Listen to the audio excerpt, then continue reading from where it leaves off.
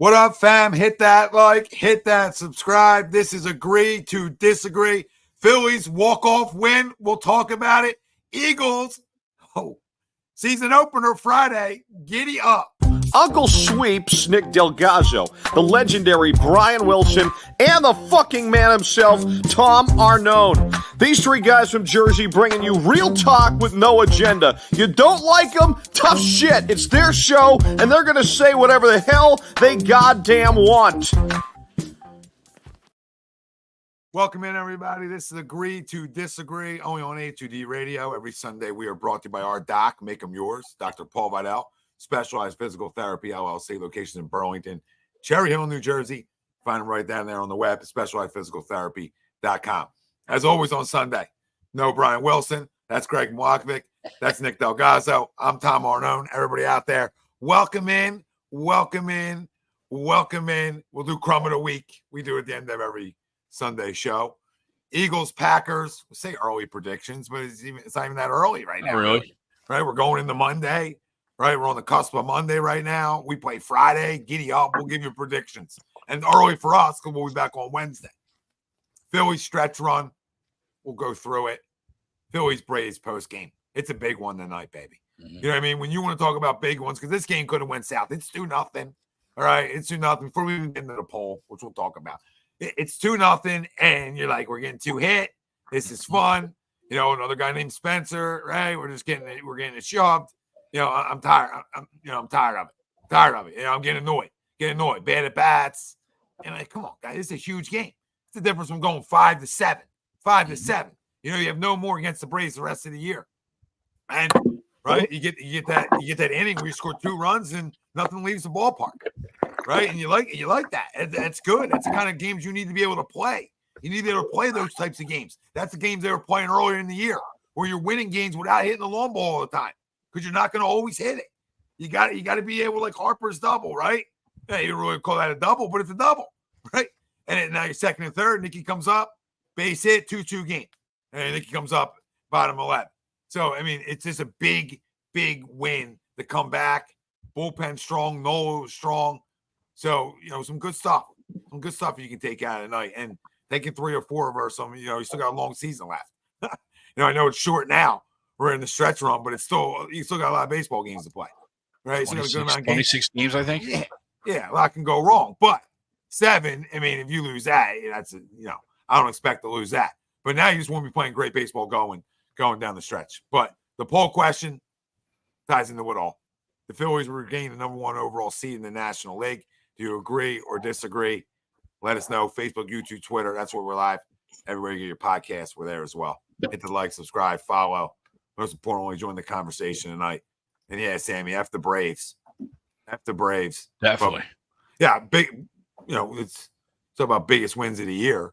Mm-hmm. You know, as of to date, that's the biggest win of the year because it's the last one, and it's a walk-off versus your rival, right? To take 3 out of 4, gigantic. That you struggled with. Yeah, really struggle with, and to be able to win 3 out of 4. Now, you know, we're lucky we don't get to see Sale, right? We didn't see Sale this series, but. Either way, monster. 26 games left. It's like a 1-game difference right now. Yeah, I mean, sure. I'll agree. You know, we keep playing this stretch. You know, it's 7-3 in your last 10. You know, that kind of stretch is right what we're talking about. You're doing that kind of stuff. You know, they probably will end up being the number 1, or at worst, they're going to be the 2. And to me, that's not the end all be all. I don't. Either way, I got to go out to LA at some point. Hypothetically, if that's who I'm playing, right? I gotta fly out there at some point. So, you know, would I prefer it at home?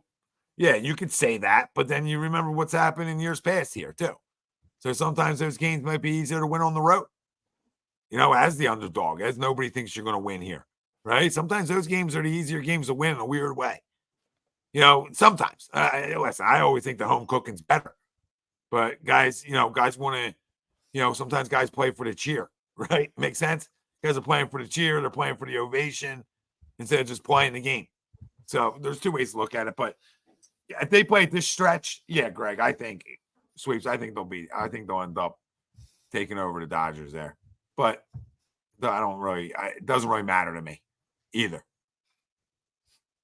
The Brewers got 80 wins too. Yeah, Yeah, they're the right Brewers there, too. are up there. And we play them in, 2 weeks?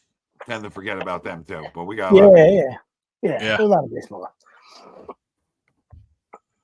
Well, you surely, of course, you want to agree to it because you want to, I will, I'll agree to it. Because like I said, you want to talk it into existence because not necessarily for the playoffs, just because you want to be playing well in September. You know what I mean?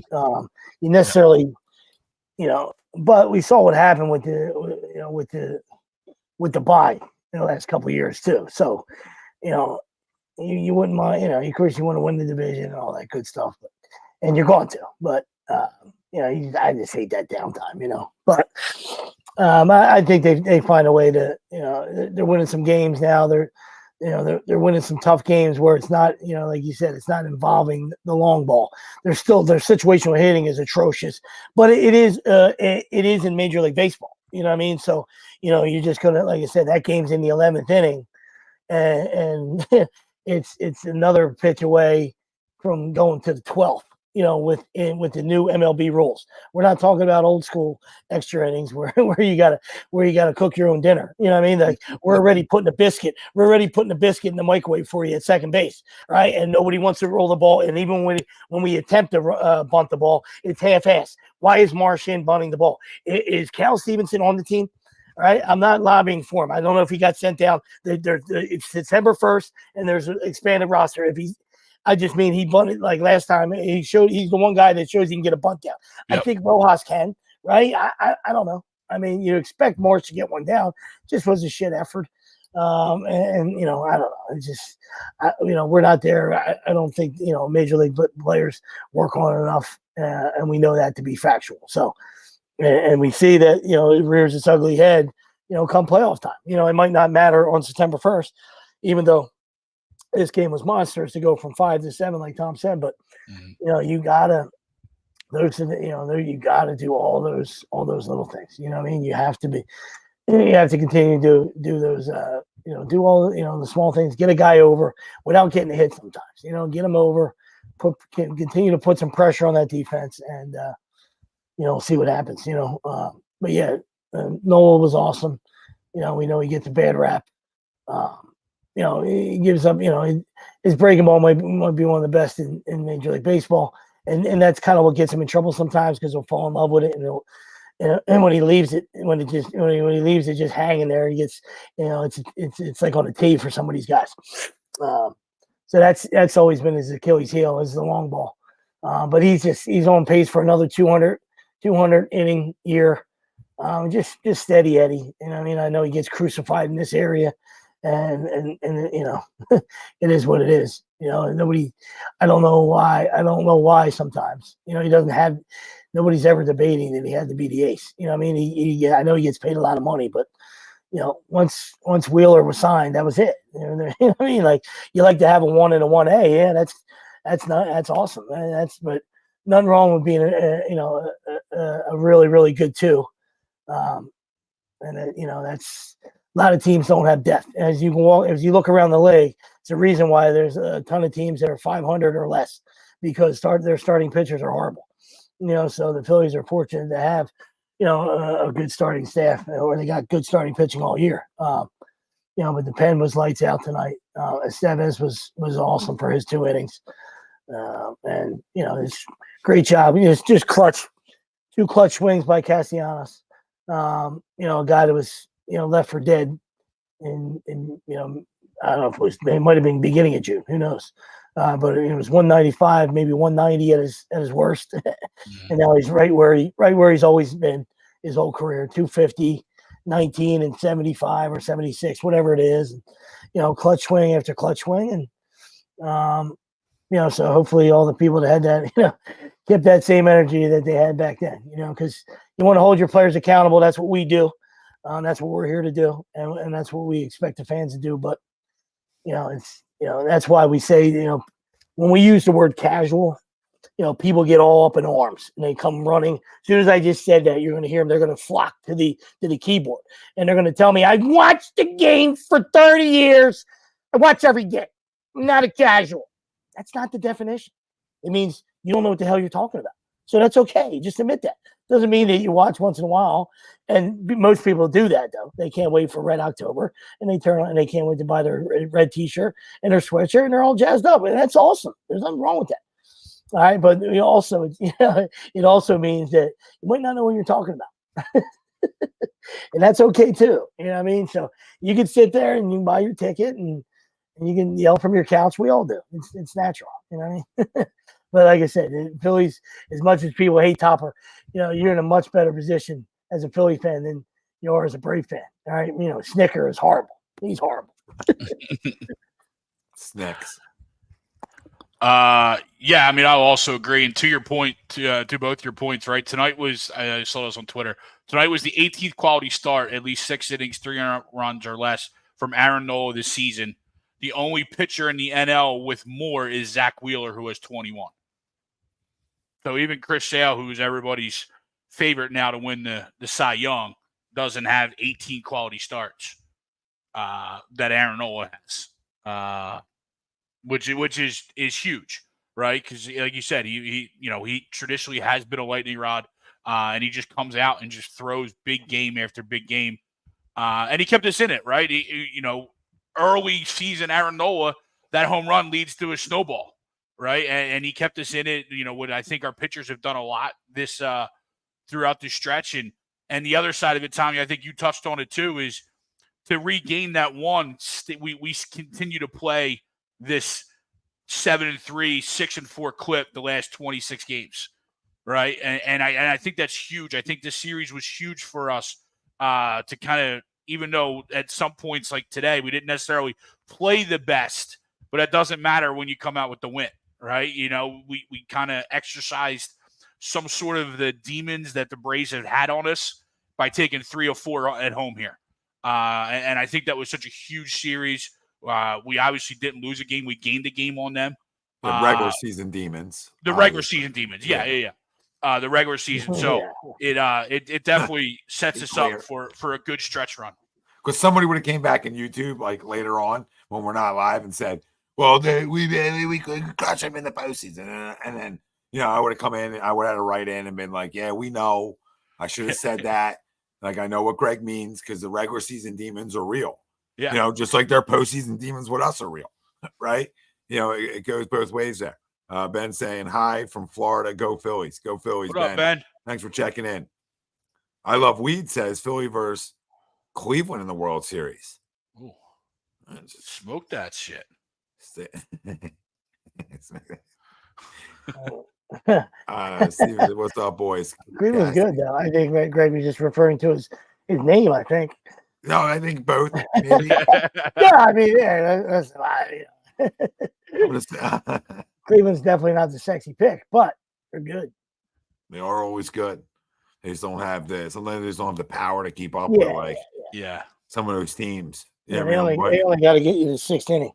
Their pen's that good. True too. Their pen's awesome. Their pen's that good. They only got to get to the 6th inning with a lead, and see what happens. But anyway, that's for a later discussion. But Greg, you know the magic number for the division? I don't know. I can find it.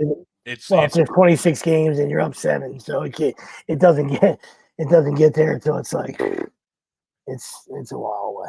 Yeah, I wasn't. I think it was 21 for the playoffs. Yeah, it's a while away. Yeah, I wasn't thinking magic number talk yet. No. I watched a 5-week stretch of the worst baseball of all time, so I'm not even in 19. Oh, yeah, I was just gonna say it's got to be 20. It's got to be 19 or 20 because there's 26 games left. Yeah, before the game to make the playoffs was 18. NL East was 21. And then the clinch of first round bye was 25. Who does these schedules? Like, they go up to Toronto for 2 games. They go back just down to Miami. 2 games, and then fly all the way to Miami. I'll see Phillips next Sunday. I'm going to the game next Sunday. Good. Phillips got called back up, so we'll get to see him again. Saw him in the dugout tonight. Yeah. Is he going to start that Sunday? He's starting Sunday, yeah. The to be determined. Okay. Right. If it's marked right now as TBD, then that's definitely him. Yeah, that's what it's marked as. But no, I mean, because I think he starts Tuesday. I think he's starting Tuesday, and then it's every fifth day, yeah. It's every and then he fifth day. follows up on Sunday. Wednesday, Thursday, Friday, Saturday. Yeah. are they going 6? No, Walker's in the bullpen. Oh, I didn't hear that. When did that take place? Like When 2 Oh, days that ago. took place the day after his start. Did you miss that?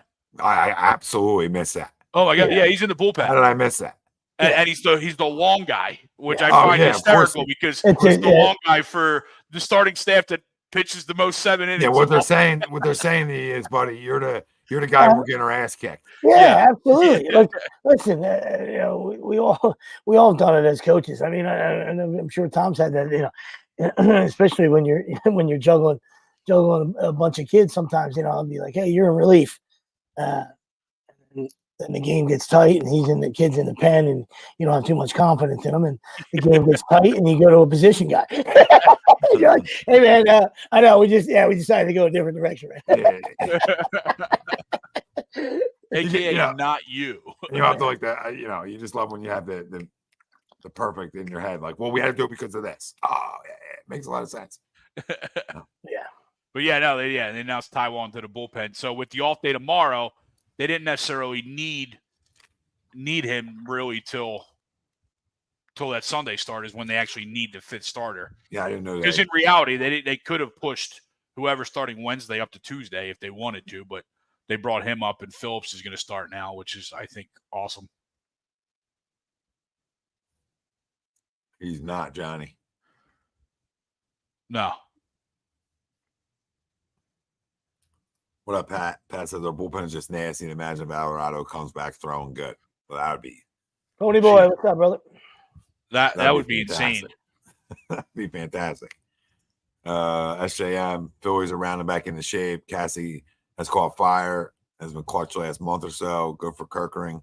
Come in, shut shit down too. Yeah, he's throwing well too. He's been pretty filthy recently as well. Yeah, I mean, our pen's been good, Strom And- walks 3 guys in a row, but still finds his way out of it. I mean, RC is a crumb too. Popped up. A tremendous job by Stram. Is that what you just said? Sorry. Yeah. Yeah, absolutely. Public enemy #1 pops up. It's like you said, you just tip your cat to Stram, but again, both sides terrible situation hitting. Before Casty came through, I think both teams were like 5 for 46 in the series with runners in scoring position. So it was dismal on both sides. Yeah, it was. I'm sure he was overswinging. That's the one. That's the one thing I saw. I mean, I missed. That was the one part I missed. Was that part? There wasn't a strike. I think I had another buddy, another group chat, go back and look. The first pitch to Harper was a strike, and he swung and fouled it off or missed it. That was the only legit strike in the inning, and we just swung it whatever was coming up. It was Casty. It was in the other batter's box. He had 3 pitches in the other batter's box, and he's just waving at him. It's insane. Dude, Atlanta just keeps dudes. They are really a pipeline. They were hit with injuries. The Phillies have been a team all year, so this is not. We're not talking about the Braves. I know we respect them, so we give them. I like to give them their props when we have. That's how bad Snicker is. But as far as player development, a dude just shows up. Take a look at Joe Jimenez. Joe Jimenez is an absolute unit. I don't know if you Tommy, you got to see it. Obviously, Greg was lost his TV rights. Dude's every bit of 6'4", tree trunk for legs, slider from hell.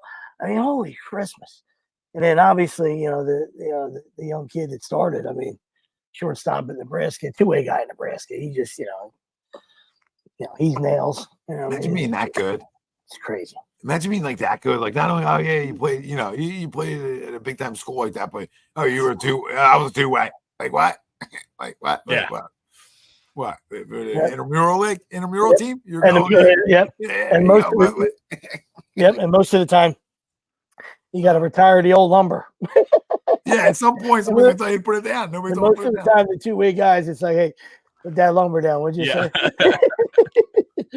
Well, they had Fox. I was watching the Fox broadcast last night. I don't know if you guys were watching local or not, but they were talking to him, and they're like, "Do you ever miss hitting?"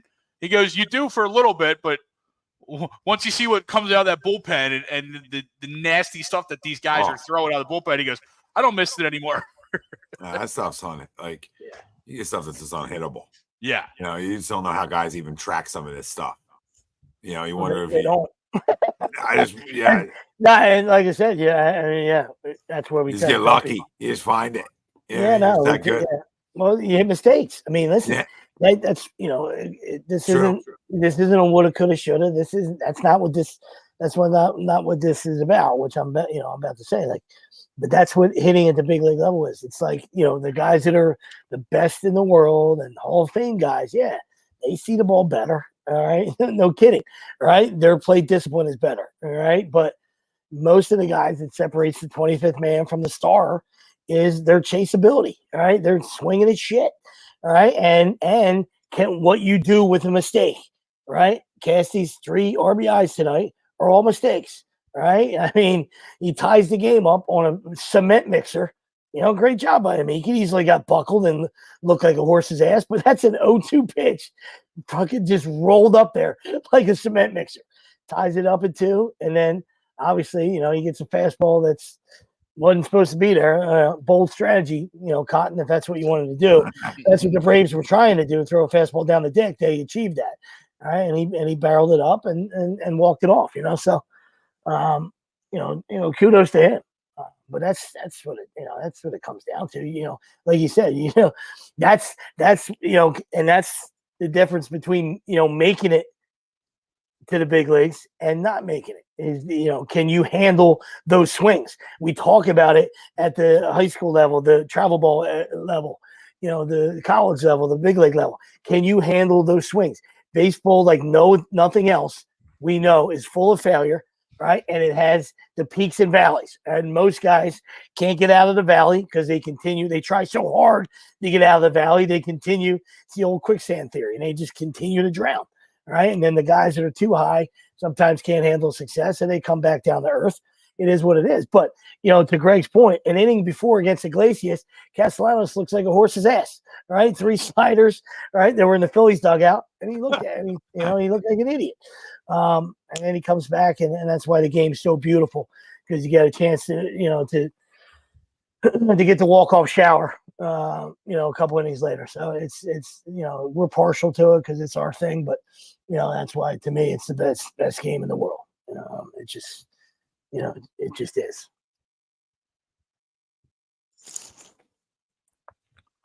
A lot of Brazil talking here. People aren't happy. They said Brazil sucked. I'm shocked. To be honest with you, I know we're not there yet, but I'm shocked they haven't pulled the game from there. Yeah, that's what I was going to tell you. Yeah. I mean, that's what if we brought up the Eagles, that's what I was going to say. Like, not only are there wildfires, they're talking about like you go 5 minutes that way, there's people killings. There's just there's murders everywhere. Like, what are you doing? What are you doing, Goodell? What are you trying to prove? Yeah, like you get one of these pro athletes. Or somebody else traveling in the travel party, anybody, gets injured or you saw it in the United States. Ricky Pearsall gets shot shot yesterday. You're going to Brazil for no reason. Yeah, just stupid. Absolutely stupid. That is true. Oh man. I love watching. Yeah, it's all money grab. We'll talk about it later, but we'll talk about it later. But it's all money grab. The Brazilian women's beach volleyball team. Oh my god, that's a floor full of children. Giddy up. Hit it my way. No, what's up, buddy? Waiting in the pain. Nice to be able to compliment our bullpen consistently. Not possible in the past. Remember? Yeah, I mean, absolutely, brother. We got roles for guys. Estevez was the big get. Yeah, right? And he's pitched well since getting here. Absolutely. Right? He had that hiccup early on, but he's been lights out ever since. There was like 1 or 2 outings, and again, it wasn't a big deal. But he blew a save, but I think they won the game. He blew. They ended up winning the game. Yeah. But he's been lights out ever since, and he's been electric. Yeah. I don't know if it is Just the really feeble at bats against him too. And that's when you know a guy's really, really got. Not only does he have electric shit, he's tough to pick up. He's just, he throws a heavy ball. He's just, he's nasty. Oh God, what a hit in the LSU game! And he hung on to it. Wow, sorry, mid talk there, and the dude just got. That might be targeting. Yeah, that's how you know a guy's electric. That's how you know a guy's electric. Because I mean, Michael Harris, he couldn't even pull the ball. He's up with nobody out in the extra innings, and he, feeble ball to left field, and then he's just punching dudes out. Just feeble at bats against Estevez tonight, and kudos to him. Awesome. Yeah. Oh my God, he did catch that ball. Yeah, and they did call targeting, or. 2020. Let's go. Can you get to overtime? No. Field goal coming out. Field goal team coming out. Yeah, 13 seconds left, and the targeting is going to add 15. Still, I thought there was a clear targeting in the Penn State West Virginia game, and they're like, nope, no targeting. He got lit up. I mean, this is our football. This is us playing on the side of J.C. Penney's right here. This is what kicker did miss a chip shot earlier. Oh yeah, this is what we're all about. But that is clearly targeting, helmet to helmet, absolute smoked them. They did miss a chippy earlier. Yes, he did. Missed a 29-yarder earlier. Wow. Dude, I can't believe he hung on to that. That's incredible. And he didn't even go plankton. He just wore that. Most of the time you go Tua. You go Tua on that. You do you do a little Frankenstein and you drop the football just by accident. No clue how he caught that. Yeah. You go Tua. Oh my goodness gracious. Whew. Now they're looking at it, yeah. So next six you got 2 versus Toronto and then the 4 in Miami, right? Yeah. 5-1. Gotta be. You gotta be. Yeah, you know how Miami goes, though. Yeah, for sure. Yeah. More of a 4-2. Yeah, 4-2. I would take that though. 4-2. Blue Jays are the Blue Jays. I don't know who's pitching. Let me take a look. I had it up. Is it still up? Bassett Hound. Oh, He's got good shit. Oh yeah, and you're facing a kid who's nice. So you want to win Tuesday because this kid's throwing really well. Is that the rookie? Yeah, that's the guy with 2. This is the guy with a hyphen. This is the guy with 2 moms. I don't know, Bowden Francis. This guy, Bowden Francis. I don't know. Was that a bad thing? I'm sorry, Tom. No. This wasn't thinking it. Yeah, I didn't. And then when you said it, I'm like, anyway, he's been electric. I'm sorry. Yeah, no hitter in the 9th inning. They're all electric in that family. And then, some batteries can be used. And then his next time, I think he went like 7 no hit innings. Like it was crazy. He's been good. Yeah, I mean, his last 4, to your point, he's gone at least 7. So, yeah, I guess it was his first start, or you faced the Orioles when only 5 innings. Then it was 7-1 hit, 7-3 hit, 8-1 hit, 7-1 hit. Yeah. 8-7, 12-5 strikeouts. Yep. So he'll no-hit us. I was just going to say, no, I wasn't going to go that far, but I was going to say he will punch out double digits. Yeah, you do. Write down 10. You got 10. If you're bringing the ones in the game, if you're bringing the K's in the game, minimum. Make sure you got at least 15. Make sure at least 10. Yeah. If you're not walking the door at 10. You got the scissors and the construction paper, make at least 15. Yeah. Phillies are not bashful to the punch out. It'll be like a Paul Skeens game. Like his over under will probably be like 6.5, 7.5, and the over will be like minus 145. Right, like absolute shit odds. Yeah, and then you got Cabrera and Euler, the first 2, and then God, they rushed it in. They didn't even want to count on the kicker. Oh my God, college football is incredible. Oh my God, they scored a touchdown? Yeah.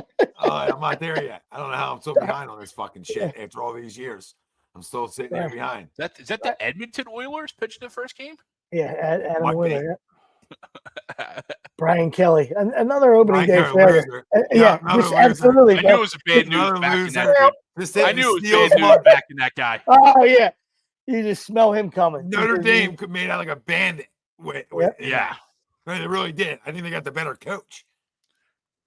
Yeah, Not saying he's great, you know what I mean? Yeah. But I think they got the better coach. Well, I think anyone's this guy just anyone's better than Brian Kelly. Well, he's losing big games all the time. He's been Oh, going for Thinking years. out loud.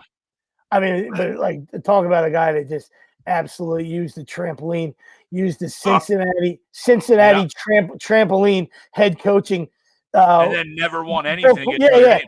You know, Cincinnati trampoline book coaching book for dummies, and just Yeah. and springboarded that to Notre Dame, to Yeah, I'll say LSU. I'll Never say have to work 4-2 another though. day in his life. Phillies wise, I'll say 4-2. Let's Yeah, spin this back around, right? yeah. I'll say, I think Like, it's that's got to be a minimum. well, I mean, it better be. Yeah. Because what are you talking about? You lose 3 out of 4 in Miami? I mean, I would stay at South Beach then. See you guys back in October of the following year. These people are down. Like, I'm sorry, we're going to talk about it, but like, no, we'll talk about it. We'll save it. We'll save it. I just got triggered by something. But People are there. People in Brazil already. yeah. I saw that Yeah. last night. I'm like, what are you doing there for a week?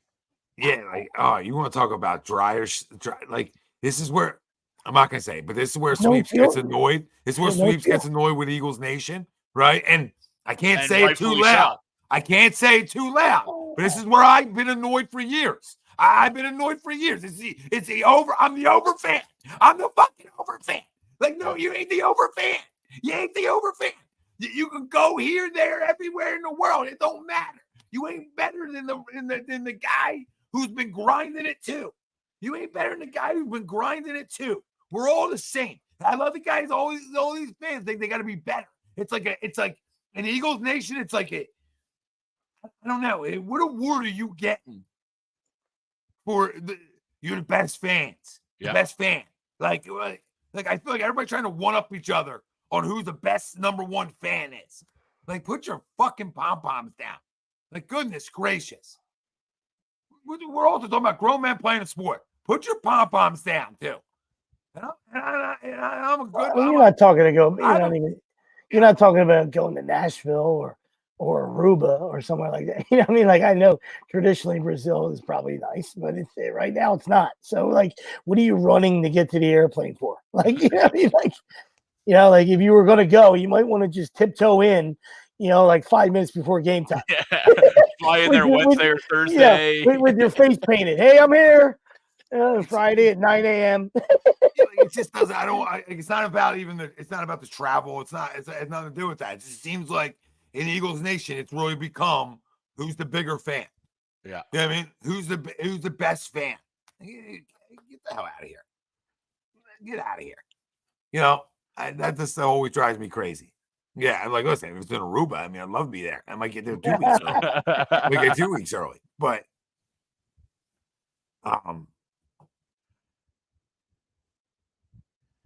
no, I wouldn't. Listen, I wouldn't go to Brazil. Period. No. Like, even if Brazil was nice, I'm not. Like, I don't. This is me. I don't find it fun traveling for sporting events. I don't find it fun going to another team's ballpark. Baseball, I do, right? But like, more like road tripping, right? But like football, I don't find I miss a lot. You know what I mean? Like, football's the one sport. Like, I miss a lot. Like, I'm on the road with you too. I feel like I didn't see a play all year. You know what I mean? I feel like I didn't see a play all year because there's a lot of extracurriculars. You know what I mean? It becomes like it's too much. I feel like I didn't see a play all year. I don't know how you went from 10-1 and got to 10-7. And if you're stuck down one end, like, you got to have binoculars, you got to have Harry Carey glasses. I mean, you're stuck down one end. It's like, come on. I got to be standing on the 50-yard line. I got to be the get back guy. You know what I mean? Like, I got to be Big Dom's assistant. All right? I got to be able to see everything. Like, if you're putting me in a booth, like, if you're putting me You put me in like suite every game. Of course, I'll be there every goddamn game with you. Yeah. Like I'm married to somebody. You know what I mean? Yeah. Like, roll my head. Roll my head. There's the TV right there. Crowd goes nuts. Crowd's going nuts. I'm like, yeah. I want to be able to see a solid replay. I know you can't the game. It's 2024. Like, grow up, Tom. But like, I want to see what other stuff's going on too in the world. You know what I mean? I'm locked into you, but like a commercial, I don't need. I don't need chance. I just need to get.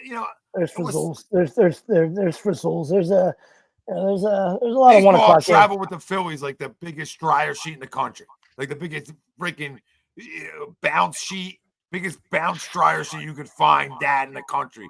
I would travel with the Phillies because that's fun. Like going to other ballparks, baseball wise, is more enjoyable. I don't miss nothing. Yeah, I ain't missing nothing. It's slow enough where you're not missing nothing in terms of that. Like football is just there's so many guys running around running 4.2s. You know what I mean? Like I didn't even see you go by. I feel like on TV. It's all right. That's enough. I'm sorry. I'm just going too far here. I mean, we might as well just talk Eagles. I mean, what are we gonna do? We're gonna sit here. It's what the people probably want at this point. I'm sure. It's opening week, yeah. It's opening week. I mean, we're here. The people in Brazil, what they wanted. Well, they might get what they want. I'm just worried about I'm worried about the heading in for the teams, like the security. Like what do you got? We got Secret Service with you. Like what kind of security? I mean, I know the NFL is big money. There's definitely some big time security traveling, but we got armed guards. We only have one big dom, right? We only have one big dom. Yeah, but we got tanks. Like we're driving up to. We got armored. We got armored buses. What do we got? Yeah, I mean it's when you have players already saying like they're already mentally preparing themselves to not leave the hotel room. That's when you pull the thing because this is supposed to be like a spectacle, right? It's supposed to be a grow the game. It's supposed to be a show for the NFL, and this just turned into not a show, right? It just turned into a shit show. Have a good night, Eileen. And it's just like at some point as the NFL, you just got to be like, yeah, this is probably not what we wanted. This is probably not how we designed that we thought it was going to be. Yeah, that's what I'm saying. Like this isn't like the Phillies and Mets. They played in London. The guys are walking around the street, taking pictures with people, having a great time. That's what it's supposed to be. You know what I mean? So when it can't be that, then you pull it. All right, no. You don't have to be stubborn and say, listen. Sometimes you go to Plan B. Hey, it didn't work. You know what I mean? Like we're worried about the safety of our players, our personnel. Any fans, any family, you know what I mean? Like, ain't nobody bringing their family. If anybody's family's coming, they're crazy. That'd be crazy to tell you. I'll see you next week. I'll see you in week 2. Yeah. You know what I mean? There's no family coming. Come on. And let's be honest about the other side of it. Business, when you talk about business trip, that's a full-on. That's a full-on business trip, and that's full-on.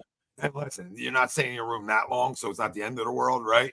But they're still leaving Wednesday, so you're still staying in it long enough. Yeah. Right. But it's really just practice, room, hotel, whatever. I'm sure that premise is fine, you would think, where they're staying. But you venture out. And that's where you worry about these guys being young Thundercats sometimes. Mm-hmm. And big dogs, right? You got a lot of big dogs walking around that ain't scared of nothing. If you think about it, right? So it's where you get a little worried. And that's where you got to think about player safety. But somebody said earlier on, like, AJ Brown said like PTSD after they broke down like the security measures for Brazil, and that's like scary. Like you want these guys to focus on football, and you got them worried about what's going to happen, what could possibly happen. Like, come on, are we out of our minds?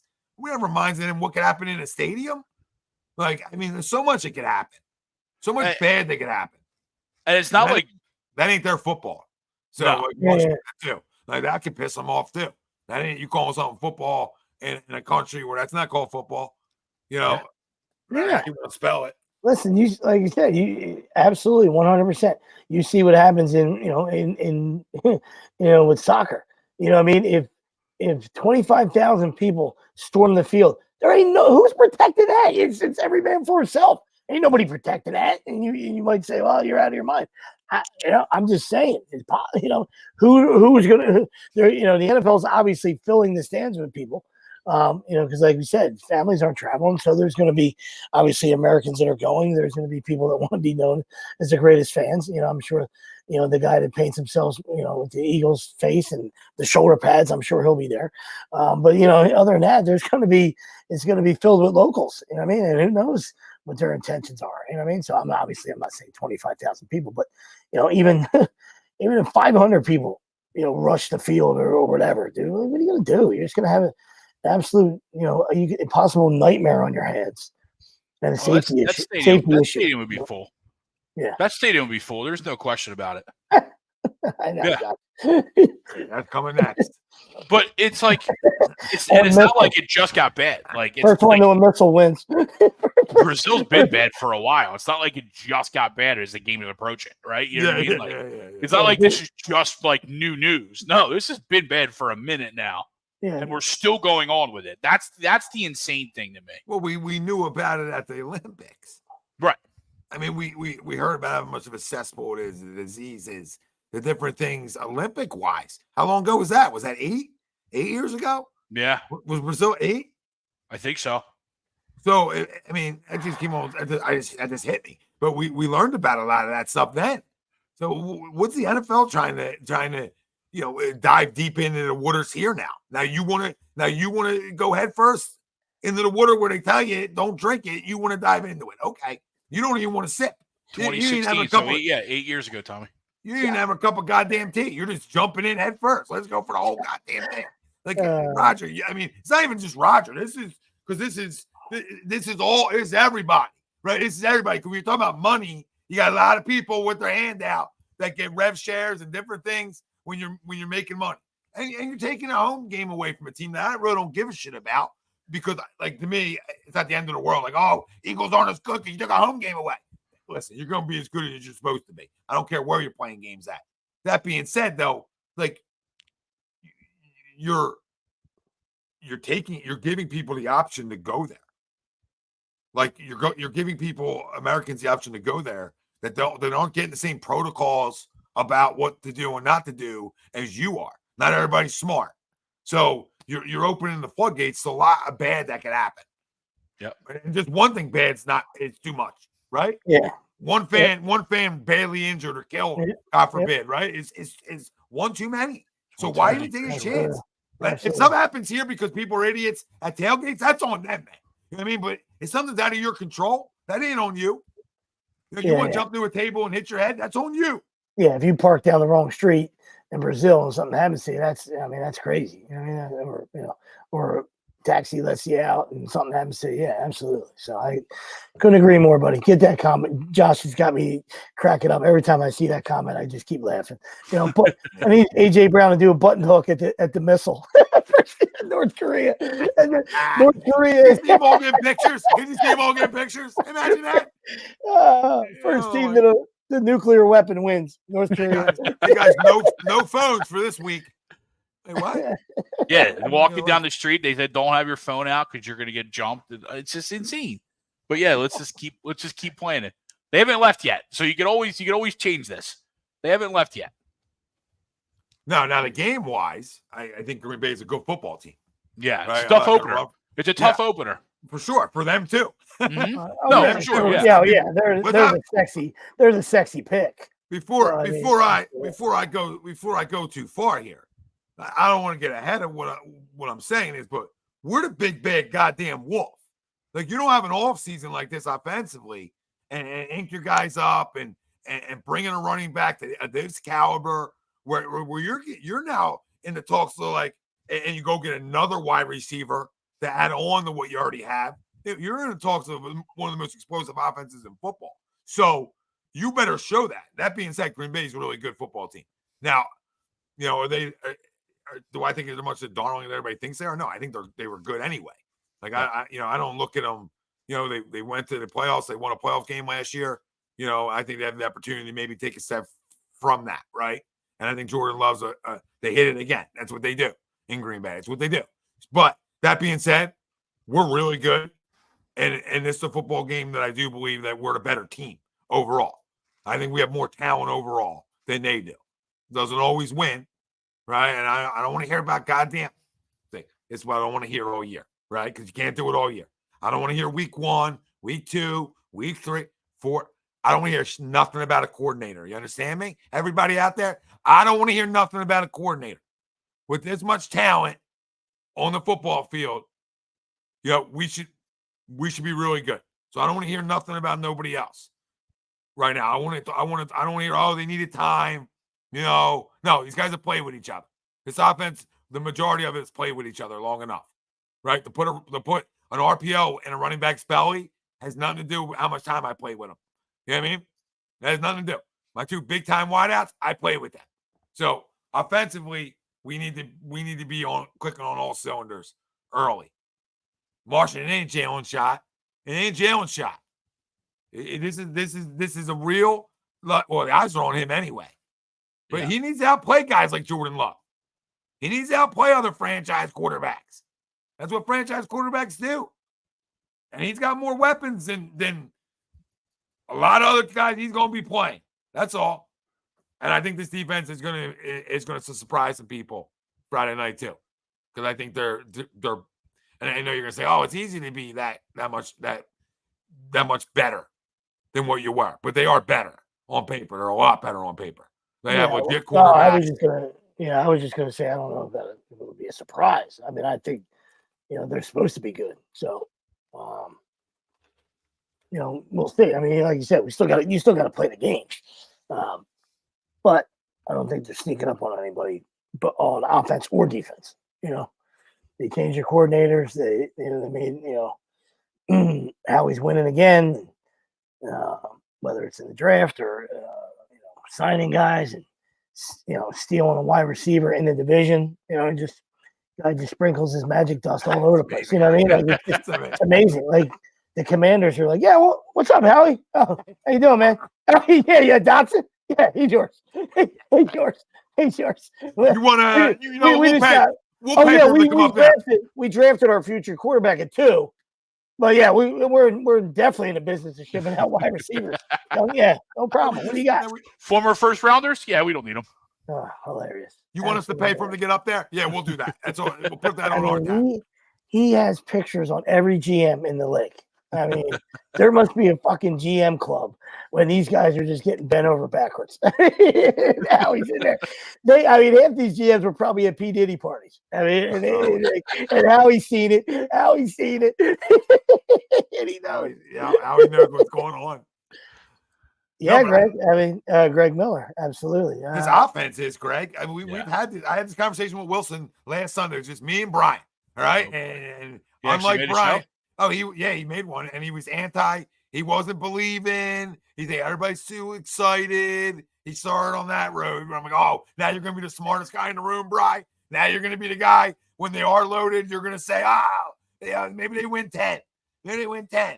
And when it was all said and done, he had us winning the division, as he does, right? But that being said, I'm like, dude, look at this offense. Like, name them one better, and you're going back a while. Like, you just are. Like, you just really are. Like, you can talk about, T.O. We tried talking T.O. here. This offense is better than that one. I hate to break the news to you. I love T.O. It was just T.O., though. It was just T.O. and Westbrook. This offense is better. Yeah. You have 2 other wide receivers. 2 other ones. Not just one. You have 2. Now you have one legitimate star caliber wide receiver. And then the other guy, obviously, he's just young, right?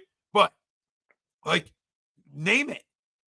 Yeah, McCoy, Deshaun, Macklin, and either you put Vic in there or you put McNabb. Yes, that offense, very, very close. That offense, I will make the case you can compare to this one, but that's going back a while, right? Because but I still think Devontae's better than Macklin is, and I'm not sure changing Jeremy Macklin because I love J Mac, right? But it was Deshaun and Macklin, not AJ and Devontae. You didn't have the moose. You didn't have the specimen. You had a home run Deshaun was a home run threat. That's it. Deshaun, not a shot at him. I love Deshaun. I'm just saying that's his game. Yeah. He take the top off of you. It opens up stuff underneath, right? But nobody's had this. Goodness gracious. Come on. So that's why I'm like, guys, lock in. If you ain't talking 12, if you ain't talking in the conversation at least 12, man, I don't know what why we're coming in such low expectations. Oh, we're gonna come in and we're not gonna try to break anything. We're gonna come in nice and easy. Absolutely not. Like, hey, knock the goddamn door down. Right? What are we worried about? No, after that collapse and after that that second half and that disaster that that those last 2 months were, you should come out and try to win 16 games. You know what I mean? I know I'm just, obviously a kid. I'm talking about players and management. Those guys should be flying around with their hair on fire after the product that that they put out there. The product they put out there. At the end of last season. At the end of last season. So people need to understand what the best offense is. Like, I'm not talking about the best team. Like Greg said, best team. He said that we put on the field, and you guys, everybody running at him and saying 2017. Well, of course you're going to say that because that team won, but that team that was left standing wasn't the best team. It had 5 captains out, guys. Come on, it wasn't like, when it was left standing. It wasn't the best team anymore, right? They were playing good. They believed in each other. So in terms of that, but talent wise, it wasn't. At that point, we just come on. Let's keep it 100. Yeah, this is a paper talk. This isn't legend talk and statue talk and the end goal absolutely is to win Super Bowls. So you're not talking about teams. At the end of the day, yes, 2017 is at the top, but it's not even. But you're talking. You go player to player.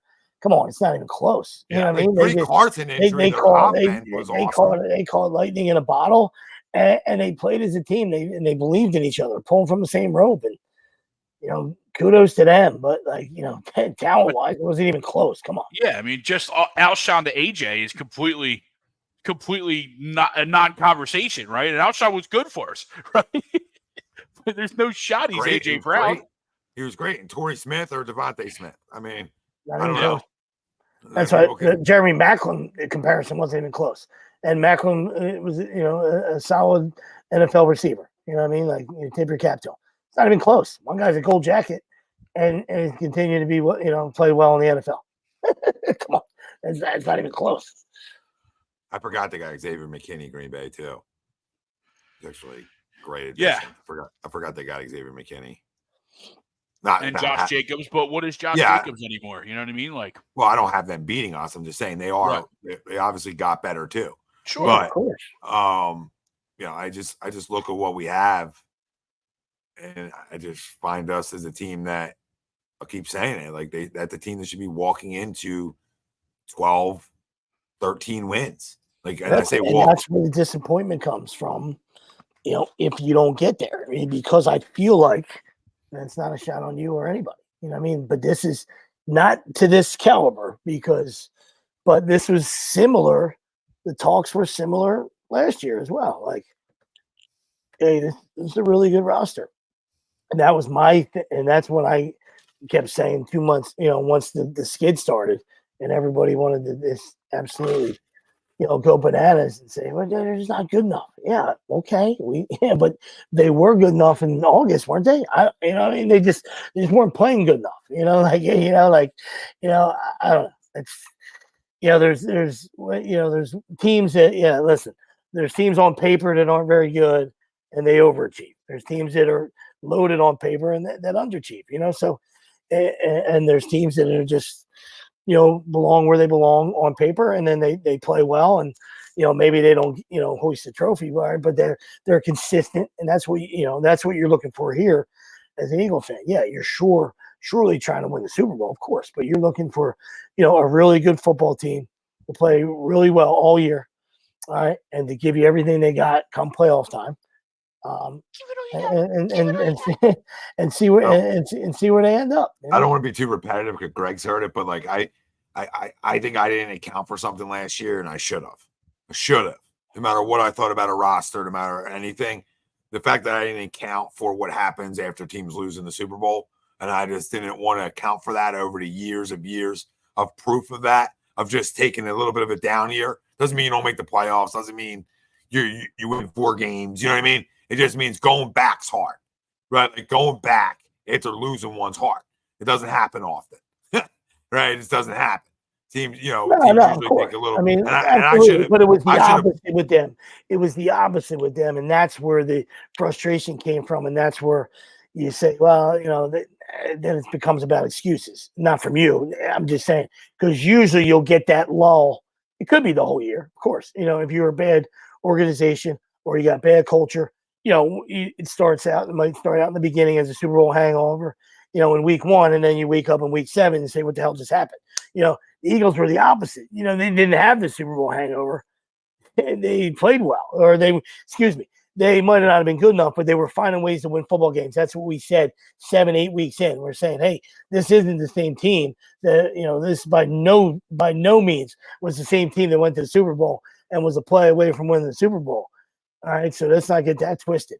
Of course they weren't as good the next year. Right. But they were still finding ways to win football games. And we would say, hey man, it's hard to win in the NFL. You know what I mean? So kudos to them for finding a way to get it done for, say 8 weeks, and then the wheels fell off. You know what I mean? So that's my only argument against, the Super Bowl hangover or anything like that the year after. You know what I mean? It comes in a lot of ways, right? You know what I mean? The other way it comes is not just like player hangover, it's like turnover, right? In terms of like coaching staff too, right? You talk about 2 coordinators gone, right? You bring in 2, well, one from outside the organization, one from within, right? Because you didn't find another offensive coordinator. And then those two groupings take steps. They take steps down. And that's what we watched, even though they were winning games, still good football players, right? Still a good football team. They're finding to win games, but the creativity stuff that you can look back on now might not have always been there, right? Or just being good coaches, right? Just being good coaches. So I think that's part of a hangover that can happen too, organizationally, as you go. Your guys become hot commodities. Your team, hey, you're not winning 12, 13 games. You're not scoring 30 points a game. You take that little down year. It can also happen with, like I've talked about 1,000 times, your quarterback getting paid, right? As a young guy, right? How do you handle it? There's different things that can happen that can be hangovers throughout that. And I think they got a little bit of it all, right? They just didn't start out the year like Sweep said. Yeah, they didn't start out 1-5, right? But it felt that way in a way because they were to the majority, right? Because they were winning games. To us, we were like, hey, it's hard to win, right? Yeah. To us, it's hard to win, but a lot of people out there. Yeah, the nation unhappy. wasn't scared. The nation, the rest of the country wasn't scared of the Philadelphia Eagles. You know what I mean? As being in the backyard and seeing them. And seeing them all every day, we could, we knew that. I could speak for all 3 of us. Like we were coming on every week. We weren't by any means being naive. You know what I mean? We were just giving them their flowers. For finding a way to win football games. So, and then that all changed. You know what I mean? So,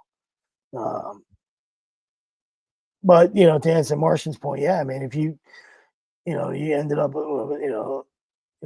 yeah, because then you're playing good football, Martian. If you wind up, starting the way you were saying, then all of a sudden you go 10-1, then you're hot as a pistol. Going in, then you're hot as a pistol going into Tampa Bay instead of walking into Tampa Bay, crawling into Tampa Bay, both your legs blown off, and just going in there like wounded dog. Like it was, we knew that slaughtering was coming. You know what I mean? We knew that was coming. Yeah, I mean that gets guys extensions, right? You go start out 1-6 and you go 10-1, guys are getting extended. Like grateful you got into the dance. You know what I mean? Guys get like 2 year and it's deal. It's the other side of the culture. It's it's the way because it shows as a staff, and as players too, as a staff and an organization that, if you're 1-6, 1-5, 1-6, that you're going to keep showing up every Sunday and you're going to keep grinding and you're going to keep, waiting for that worm to turn and keep showing up to work and giving it out to their play, and showing their fans that, hey man, we're trying, we're going to play Eagles football every week, and, we might have been, our record might not be, indicative of that, but, we're going to keep showing up every day and we're going to play tough, hard-nosed football, to make the fan bases, proud. And we might, obviously, people might not care about that. They just care about wins and losses. But we always talk about, yes, you want to win football games, but it's also about how you play. And we knew that, they were doing a lot of Houdini work, in those first 7 weeks. We knew. I mean, we know how hard it was to win.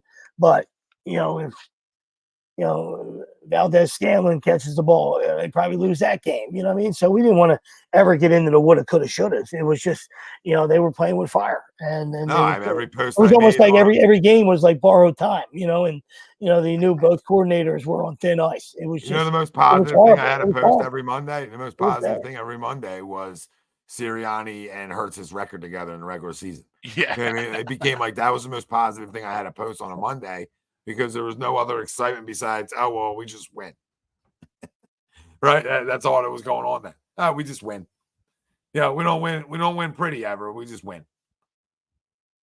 We win ugly all the time. Yeah. Yeah, that Seahawks loss was bad too. It really was. It was a bad loss. Sorry about that. Your wife's a Hawks fan too, Josh. That even makes it worse. Oh my God. No, I'm not. No fantasy. No A2D fantasy this year, boys. It's just in too many legs. You know what I mean? Too many legs. It becomes overkill. And you start getting in 5, 6 legs, There was one year. There was 1 year I was in 10. Yeah, that's and I'll never go back to that. It's just hard, dude. Like I've caught myself. You spend hours, now Thursday night, right, making sure your roster's set. Saturdays, Sundays, you just spend too much time fiddling your rosters. Well, listen, I always say on like Sundays, like I usually great at it, but there's some times where like, I'm on the field, man, I miss something. Like a guy, and then people give me shit like, oh, you're not setting your line. Then he was healthy. He was healthy at 11 o'clock. I don't know what to tell you. Yeah. I don't know what to tell you. Or he was questionable. I had to make a game time decision. No, I'm not eating Tostitos. Yeah, I'm not eating Tostitos at 12:50. I mean, I'm in the third inning. I'm in the third inning. Sorry. I love a Tostito. Where's Tostitos at? Can't wait till November. Can't wait till November now. This is for Tostito. It might be the first go-to thing I do when I enjoy a Sunday. Don, what's up, buddy? Always glad to see you, Don. Sometimes no. We love Don. Yeah, we love you, Don. Love you, Don. We love the Don, man. But yeah, no, it's good. Now, this is not obviously there's no plug, but there's that app Sleeper Fantasy, and they have a feature that they unlocked this year that if one of your guys gets hurt in your starting lineup and you have a replacement on your bench, like you could set it up to where if that guy goes, like if it's about to be game time and he gets scratched, it auto flips. I'm like, that's pretty cool. It is cool, but I also, like you said, that is awesome. But I also like playing against a guy like Tom. Who forgets to do that? I also like playing against a guy like Tom, who's in the second inning, and you're like, oh yes, he's not getting it. I know where Nails is at right now. He's not getting it. I had a win last year in like October.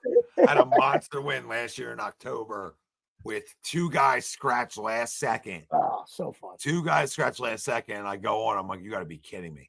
And I ended up having, I forget who it was, but I ended up 2 guys putting up like 35, 40. And it's just like making up for it, and I ended up winning. Ended up beating a guy with 2 guys. 2 guys in play. It was unbelievable. Totally demoralized the guy. Yeah. I might never play again. You know what I mean? Like, what's the point? What's the point? I was on a power play. I still couldn't score. We know that feeling. Flyers know that feeling. They do. You got early scores for Friday?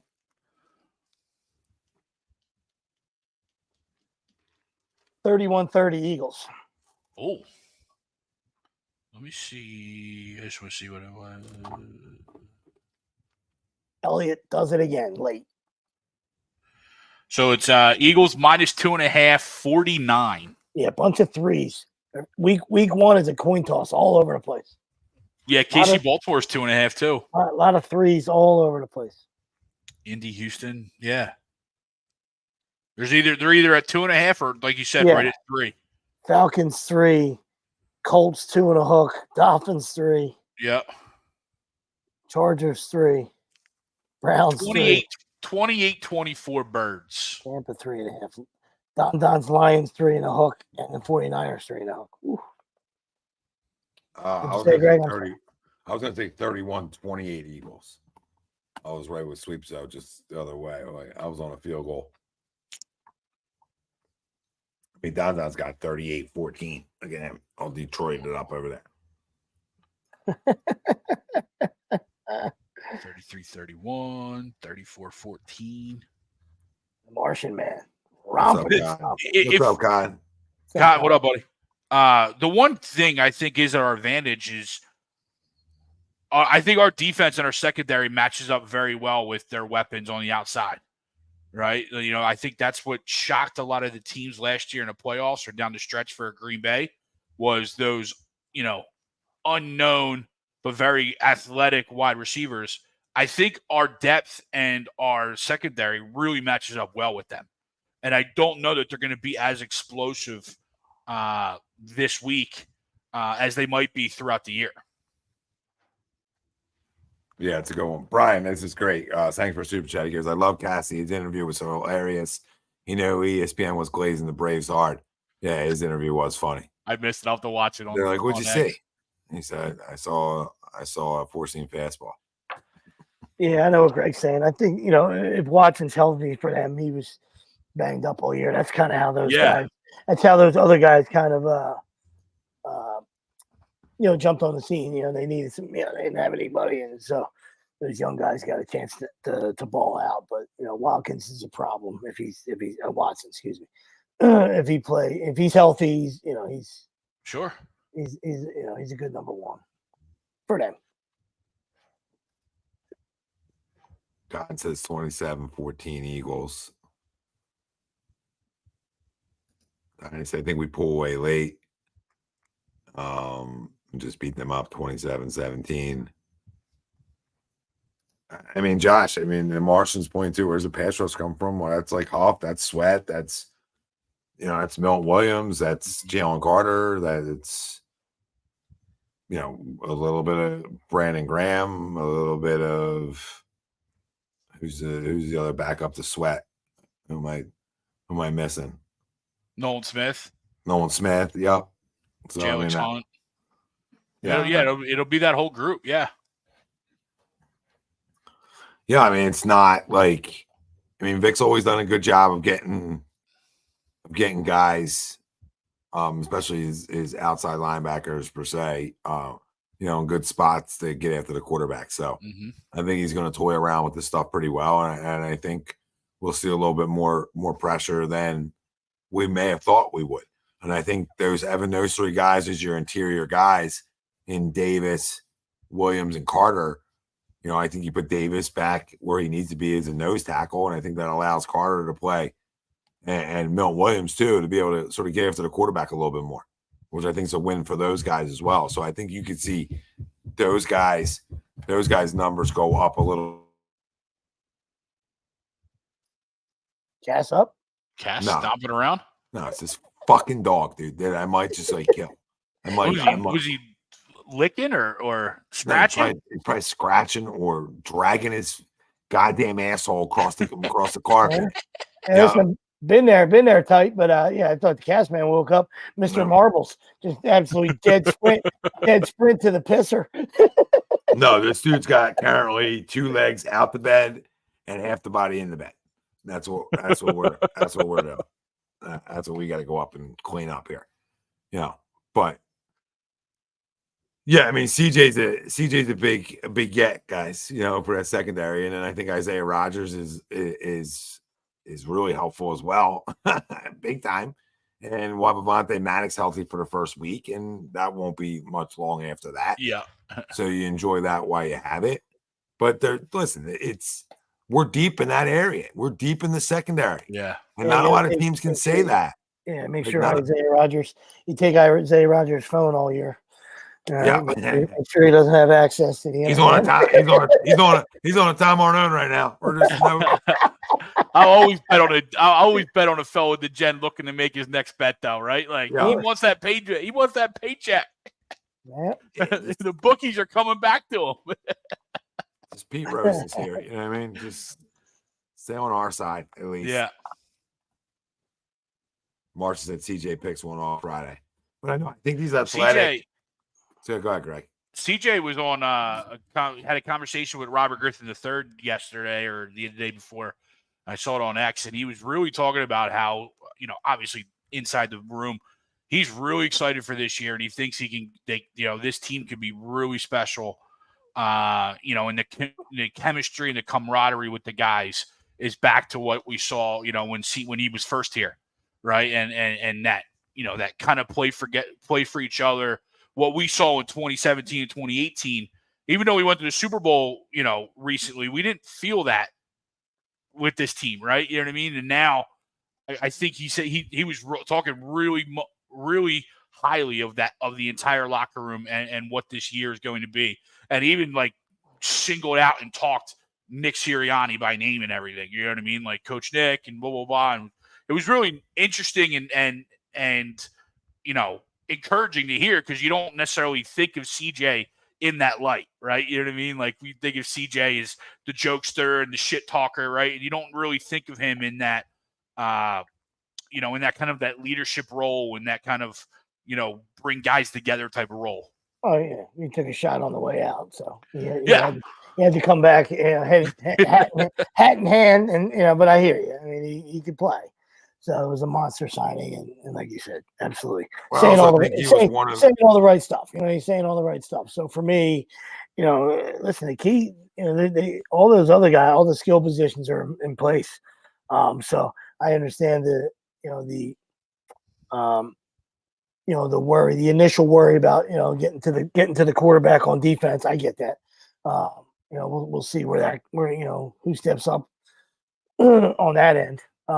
But for me, the key is, and the offensive line is still good, but that's without Kelsey. So to me, the offensive line, I got my eyes dead on them. We know how good, how well coached they are. So they're not going to take a step back there. But that was your guy for a long time. And Cam Jurgens, and it's hard to replace that. He's back to his normal position. Jurgens, but it's hard. Yeah, that's your leader. That's your captain. That's your offensive line captain. As good as, we know their record without Lane, and, he's the abominable snowman. He's unmovable. And he's awesome, but, he's not a leader like Kelsey. Kelsey's the cat. Your center's the captain of your offensive line. He's making all the calls. Anybody thinks it's not a big loss. He's making all the calls. Until we know otherwise, right? Yeah. Until we find out otherwise, it's a huge loss. It's gigantic. It probably hasn't been talked about enough.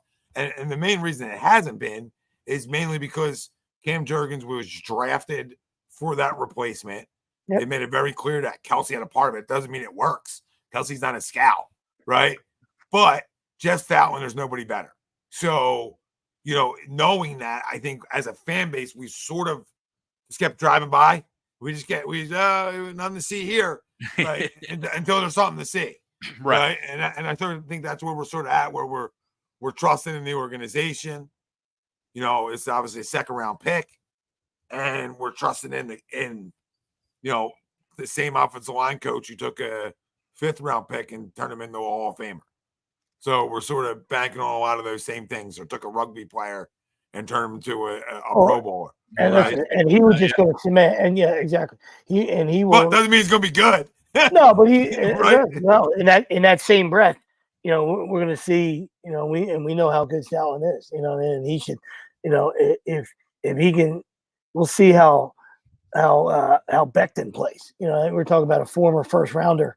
A couple years ago, left for dead.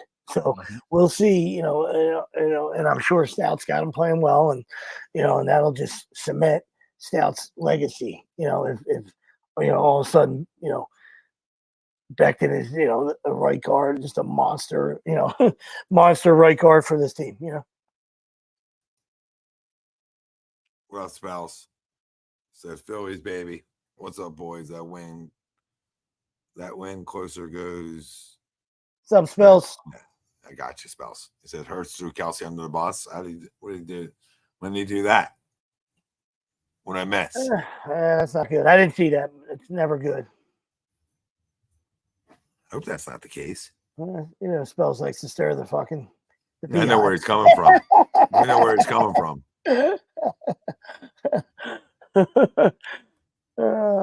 We know he's flying around the beehive. Yeah. Listen, Marshall Fletcher's a big loss from a leadership standpoint too. And he was still like productive enough, right? But I think you have enough leaders on this team. I'm not worried about the leadership side of things as much as I'm worried about, the ability. Yeah, he wasn't the captain of the defense, but Martian's not wrong. You know what I mean? Like I said, it's obviously a huge part of this organization for a long time. So yeah, it's never easy. A guy that could, a voice that people respected and looked up to. So absolutely a monster loss, Martian. No disagreeing with you, buddy. We're just talking about we always talk about winning up front, on the offensive defensive line. So, one guy is the captain of the offensive line, and the other guy was a stalwart, that played D tackle for a long time here too. So, yeah, absolutely don't want to discredit the loss of Fletch either. No, but you drafted 3 defensive linemen. Yeah, every year. So you got, Milton Williams is a starter, Jalen Carter starter, Jordan Davis starter. Yeah, really think back to Martian for Jordan Davis. I think back to Martian's point, like about where's the pass rush coming from. Like those guys are gonna be on the field all the time, And when you're going 3, when those 3 guys get on the field with linebackers now, right, it gives them a better chance that they get after the quarterback in a way, right? It gives those guys, because there's gonna be times where Carter's lining up more on the edge, right, or Milton Williams line up more on the edge, so they're gonna have more opportunities. This is a defensive front when you count in the outside linebackers that you really have the flexibility to mix and match and get after guys, which is fun. We're not even talking about we did this whole conversation. We didn't talk about 2 rookies we drafted this year. Yeah, that play corner that aren't starting at first, right? Neither one of those 2 guys are starting. That tells you sort of where we're at in the secondary too here. So sure. Mitchell should be your nickel.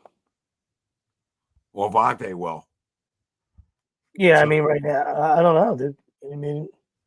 I'm not saying you're wrong. I'm saying right now they got Mitchell.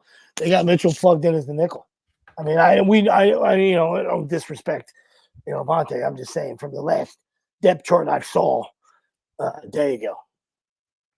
Yeah, they switch it all around because the one I saw, you go different ones, they all got something different. They all got something a little bit different. Depth chart talk.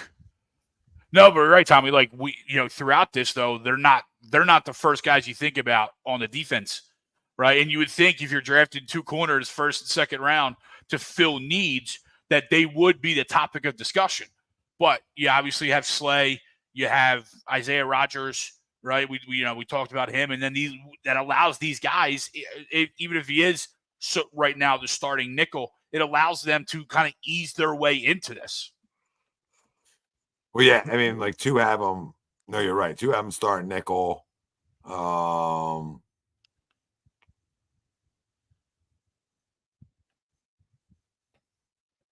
Yeah, so sorry, I was just trying to look. No, see if I can find more information. We've seen Maddox do it, so I know what you're saying. I'm not discrediting you. I'm just going by what I saw a day ago, and things change all the time. So who the hell knows? But it's just what I saw. So I was just like, all right. And they had Cooper behind him. They had Cooper behind Mitchell, at the nickel, and Avante was backing up CJ. Yeah, and then the one I have here, Avante's backing up Reed. So that's right. They moved Avante to more of a free safety role. That's right. And that's where Quinyon gets on the field. So, and Quinyon and the one I'm looking at right now is Quinyon and Cooper are your 2 nickelbacks. So we'll see what they end up doing with that. Yeah, right? that's the one. Yeah, that's what I saw. But neither one of Mitchell. your two of your starting outside corners, which is like crazy to say when you just drafted both of them to be your to be your future. To be that guy. It's like Bobby and Troy. It's like when you have Bobby and Troy. Yeah, they don't even have Rodgers in there, who we were kind of talking about. They got most places. They got Ringo and Slay starting. Yeah, we know that's not happening. I know. I'm just telling you. No, yeah. Yeah, like our lads has Rodgers and Slay. And then ESPN has Ringo Slay. Yep. Interesting. So, and then some have Becton at right guard, and some have Steen. Yeah. Gotcha. Okay. So it depends when you're looking. That I think is still going to be a battle throughout the year. Yeah. But kudos. I mean, that's what I was saying. Kind of like what you said, Sweeps. Like kudos to Stoutland and even Becton, right? Like former first round pick, left to dead, and maybe it was changing position and limiting his movement, right? Because it seemed like when he was with the Jets, the drop back and the movement was what got him, right? Was what got him out of rhythm and got him to be what he ended up being with the Jets, right? So maybe moving him inside, limiting his footwork to just being right there. And being a road grader, because he's what, 6'7"? 6'7", yeah. He's a mammoth. He's a mammoth. Yeah, you worry about Jalen seeing over top of him. Yeah, he certainly never had. He certainly doesn't have the Lane Johnson kickstand. Kickstarter. And he's only 25 years old, too. Yeah, that's it. Yeah. It's the same conversation like Devin White. It was a few years ago. It's the same conversation with Devin White, except Devin White has a track record of being able to play in this league, unlike Becton, but like 126, 125. I mean, both former first round picks. I'm not saying they always work out for you. It doesn't always work that way.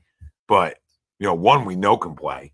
And the other, like you're saying, you move him inside 6'7", 363, and you say, go demolish guys in the run game. I mean, goodness gracious. I mean, it's probably easier playing guard than I'm sure it is playing tackle in this league.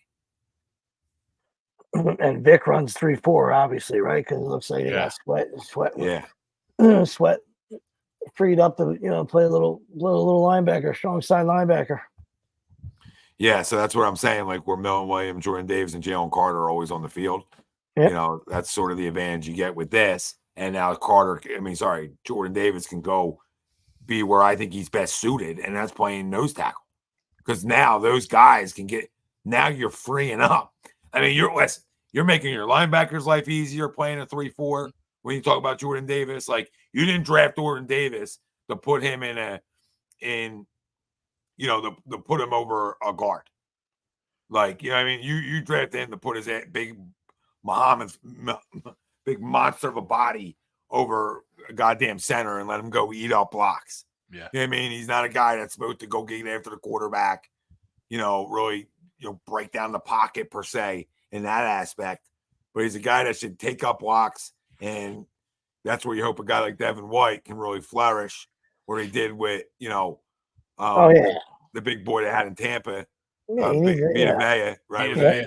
Vita Vea, where now he's walking into 120 tackles because he's got that guy in front of him. Jordan Davis, I think, is going to have a really good year, guys. I do, playing the nose tackle. If he doesn't play the nose tackle, he's never going to that, right? Because it's the perfect position for him. Milt Williams, I think, is a guy we're waiting to talk about a lot.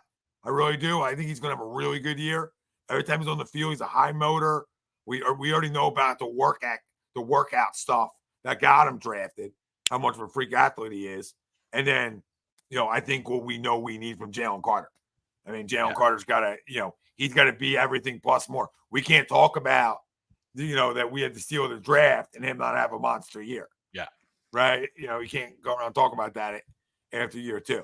So and I know we talk about him fairly a lot, but kind of the same thing with Nolan Smith, right? We can't say that was a luxury pick in the first round and use it as, hey, break case and, break glass in case of emergency. Well, we're in emergency right now. We need you to be a guy, Nolan Smith, right? If you're going to be this luxury pick and this guy we could take a chance on We need you to hit. Because the guy's taking around, you hit.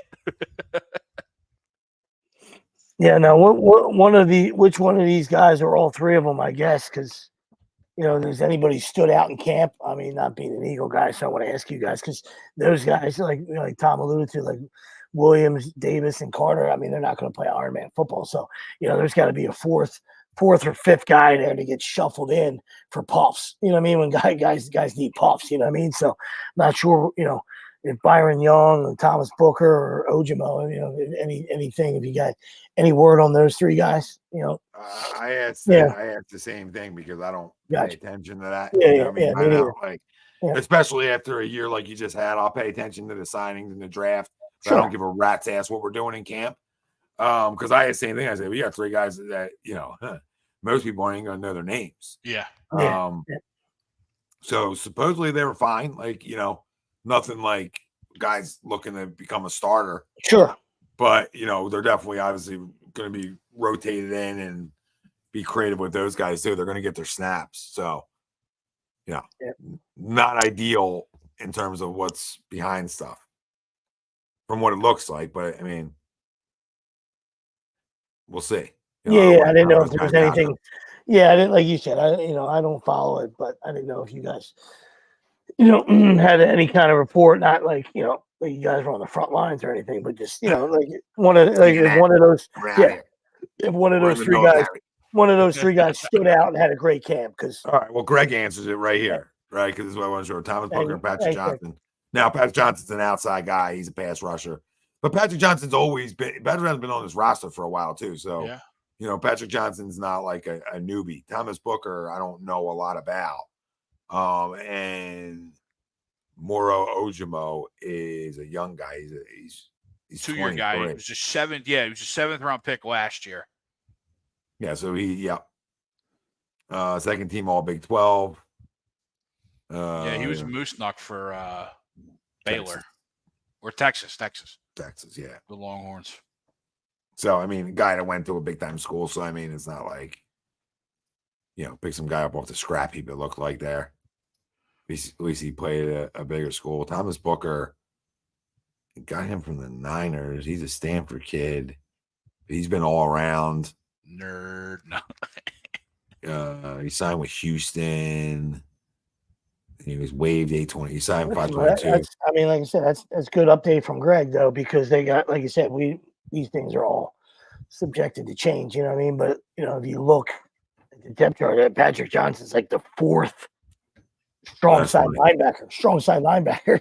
Thomas Booker. He's like Thomas fourth Booker on that. He's like the 4th guy behind Sweat, Nolan Smith, Jalix Hunt, and then it's Patrick Johnson. So that's like I said, we don't take the depth charts with a grain of salt. You know what I mean? But Thomas Booker, another one, right? He was he's a Stanford kid and three-time captain, 3-time All Pac-12 honors.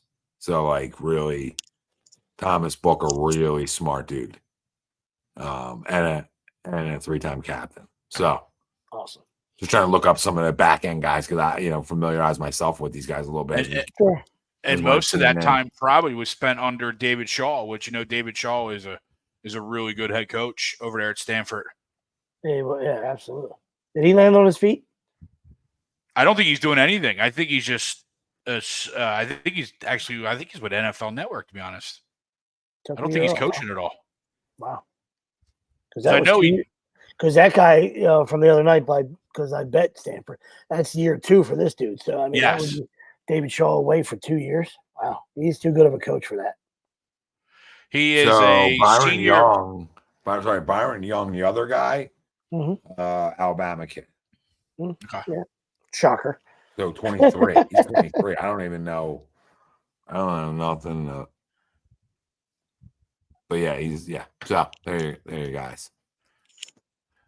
David Shaw, senior personnel executive for the Broncos. There you go. I figured he ended up somewhere. So most times I knew he was with NFL Network doing draft stuff. So I knew he wasn't coaching, right? So I knew he wasn't on a sideline somewhere. Kyle, you better up that ante, baby. you're saying D will be fine. Offense will put up 24 a game. I mean, in 2024, I mean, I feel like I need to be 28. Like, I feel like they need to be average 28 a game, 27 a game. I don't think I'm putting anything crazy or this unrealistic expectation on an offense that should be over the course of a 17-game season, be able to average up high 20s. It should be mid to high 20s. I think anything a little less than that is now. All things being equal, man, you run out of defense that's holding teams to 17 a game, then fine. But in today's NFL, it's a little hard to do. Yeah. Right. It's a little hard to do. So I'm not saying they're going to score 27 every week, right? Or 28 every week. You're going to have your explosions and you're going to have your games where you're in it, where you're putting up 24, right? But I mean, I don't know. Maybe I'm just a little too high on what this offense should be. I think it should revert back to a lot what we've seen in 2022. And even more so when you had two better skill position players than you had then. I mean, you're adding skill-wise, arguably the second best skilled running back in football on just the skill side of it.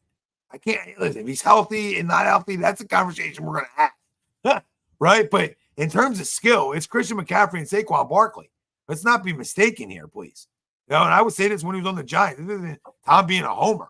Now, will he be healthy? That's a whole nother conversation. But we had the same conversation about CMC for a minute too. Yeah. And he seemed to be pretty healthy all of a sudden. And hopefully Saquon can find that same magic, right? And hopefully he can. But skill-wise, they're the two guys, and other guys are really good too. I'm not taking away other running backs. There's some really good running backs that I like in this league. But those two guys are the explosive cats back there. They're the guys who can do everything. They're the three down. No, Josh Jacobs can do everything. There's other guys who can too. Don't get me wrong. I'm just saying, when you look at the total package, those guys are the total package.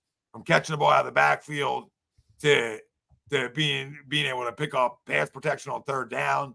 There's no tell. You have no tell in your offense when you have a 3-down guy like a McCaffrey or like a Saquon, because they can do everything. You can line them up in the slot. You can do so many things with those types of guys that help your offense become creative, and unpredictable in a sport where, everybody's trying to make it predictable. Everybody's trying to find out what you do that's predictable. So the more you can run those types of guys out, again, if he's not healthy, obviously it's a moot point. But if he's healthy for 15 games, I mean, how do they not I'm not telling you it's mad on easy, but how do they not score in 25 plus, 27 a game, 28? I don't know. I mean, defenses get paid to get stops too. I'm not saying they're not, but fucking match up against this team. Who you taking away today? I'm gonna ask the Packers. Who's your focus that you have to eliminate from this game? You gonna go AJ? That's probably who I would start with. But right, I probably who I'll try to get out of the game first. But we've talked about they're gonna move the football. So if you're the Packers or anybody else, you're trying to hold them to field goals. It's the old bend don't break. You know what I mean? So that's really all you can do. I mean, when you got multiple weapons pointed at your face, you're hoping 6 guys miss. You know what I mean? But that's absolutely. So I just don't want to let him off the hook. That's why I'm rambling. I feel like I don't want to let him off the hook. No. I don't want to let him off the hook. I'm in the year where it's nobody gets off the hook this year. This is a year where you cannot, you came off of such a bad season and it got pushed away. It got pushed to the side because of what Howie Roseman and his organization went out and did in such a short period of time. New coordinators, Saquon Barkley, really good draft, right? Looks like to be a really good draft.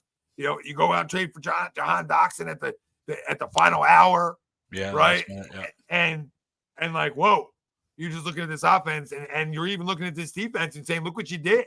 I mean, you revamped the defense overnight. You literally, you blink an eye. Go look at last year's defense and this year's.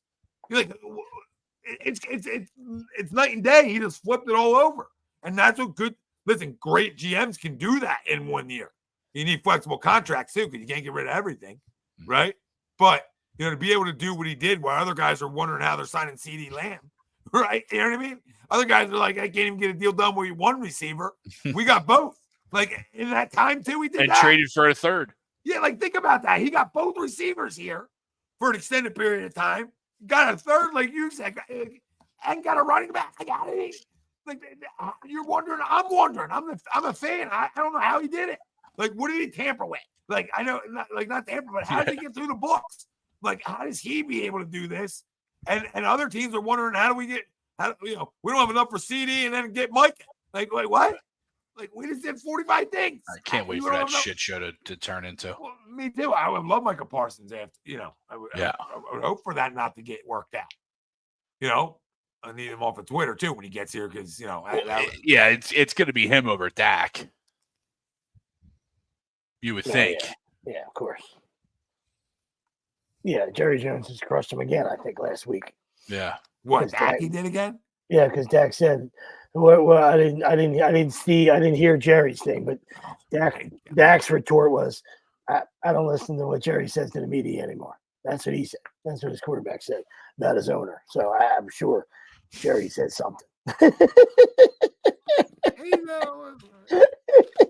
Start already. I don't know if it was this time, but I know Jerry at one point said something along the lines of he's a priority, but not the priority or something like that.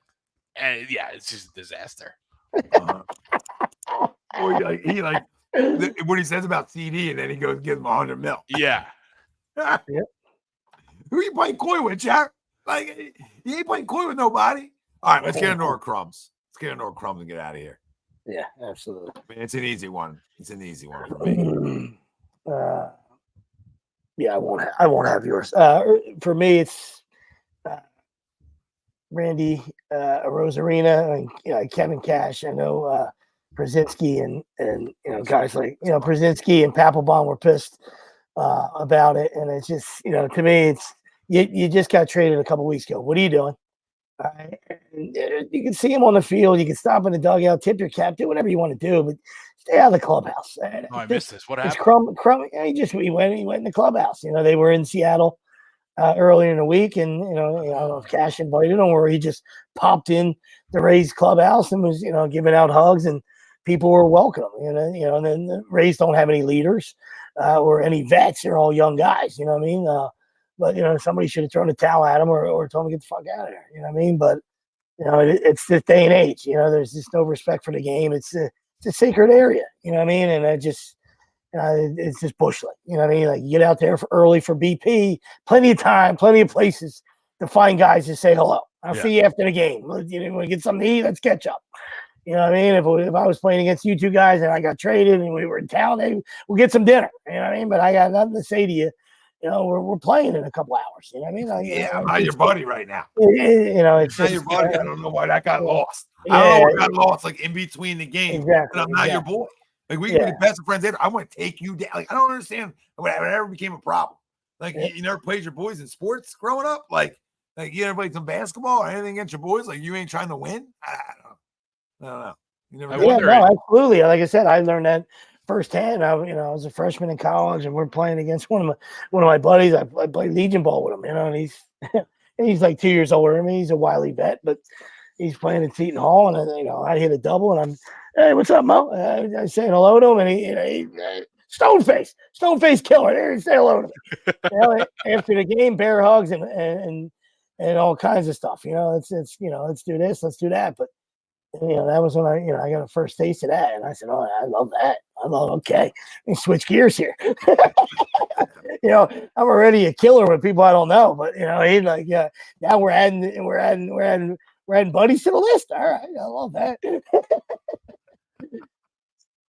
Yeah, I just wonder if it's a day and age where because everyone's training with each other, you know what I mean? That and social media, everyone's doing things with each other that gets lost, because that's not the only time, right? I mean, there's other times, just even in the middle of games, you see people joking around with each other, and you're right, like, no, I'm not talking to you right now.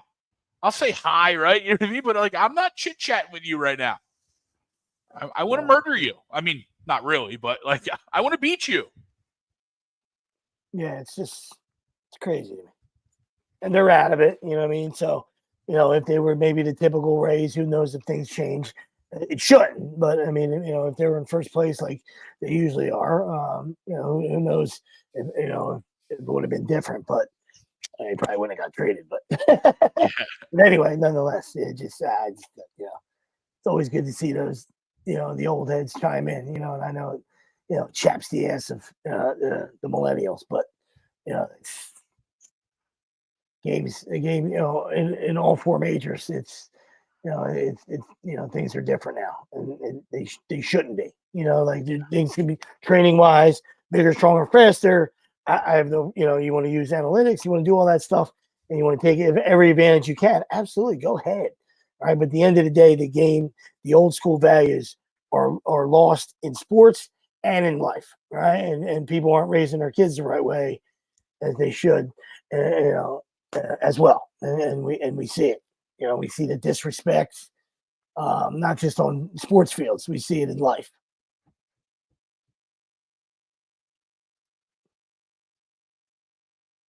I got two because I haven't been on in a minute. I'm gonna go one little back and then one local or current real. First one, I'll go back a couple weeks. Darryl Doucette, the flag football quarterback.